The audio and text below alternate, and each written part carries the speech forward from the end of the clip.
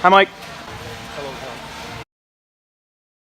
You had girls come in today. What do you think is the benefit when you're not quite on the field? You know, is it developing a wow factor where you want them to be so good that they have to be noticed and get on the field, or is it just making sure they don't get hurt? Kind of what's the biggest goals that you're trying to achieve with those bubble players? So some of them weren't returned to play so much as they were just not currently in the roster. With team sports, I think it's always a tricky juggling act. Unlike, say, individual sports like a weightlifting team or club or track club where everybody can somewhat be on the same practice and competition schedule, in team sports, especially ones like soccer, you have a very natural hierarchy of players. So at the top is obviously the players 11s in the starting lineup who are going to play 60 plus minutes. Below them are the ones that play 30 minutes. They're your ones that are rostered and substitute in. Below that are the ones who are rostered but don't see any game time. And then we have players who are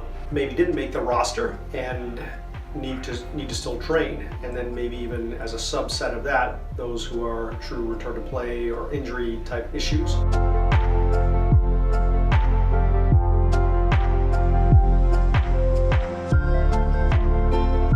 So within that various levels of stratification, the goal really is to keep everybody on the same training load if you can. People at the top, it's relatively easy. They dictate the bigger picture, right? Because the matches are always going to come on Saturday or Wednesday or whatever. So what we're trying to do is get everybody else to keep up with those.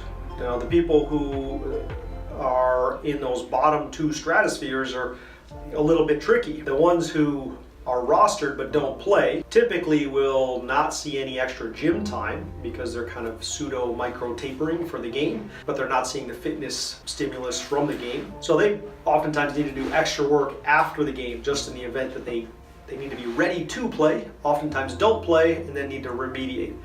And then you got players like the ones that I had in today who are kind of more on the developmental side. Either they're return to play or they're the ones that didn't quite make the roster.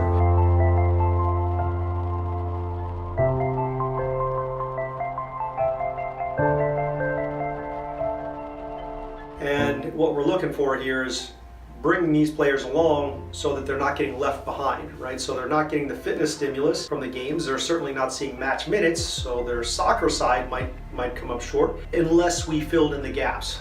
So we got to find opportunities for technical and tactical training. We've got to fit in extra gym sessions whenever possible. We've got to fit in extra on-field fitness sessions whenever we can, so that when that week loops back around again to Monday, that everybody's roughly on the same page. And in fact, there is an opportunity to get those players who are not playing match minutes, or certainly those who are kind of late stage return to play, to actually be fitter from a physical standpoint than those who are playing in games. And they might not have the game sharpness that we might expect or might want to have, but it's possible to get them fitter from just a purely physical standpoint, because we can do really concentrated loading on the physical side.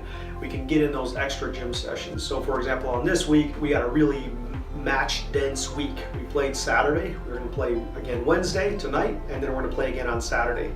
So 3 games in about 8 days. So our starting lineup, they're not going to see a gym session that entire time. Try to get a little bit of on-field explosive power work in to kind of bridge the gap between the gym sessions.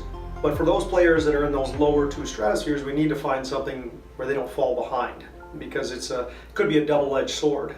They're already not seeing the playing time and the match minutes, but they're right on the fringe of either getting on the field or making the lineup. So if we don't make up for the stuff that they're going to miss in the game, they just fall another step behind.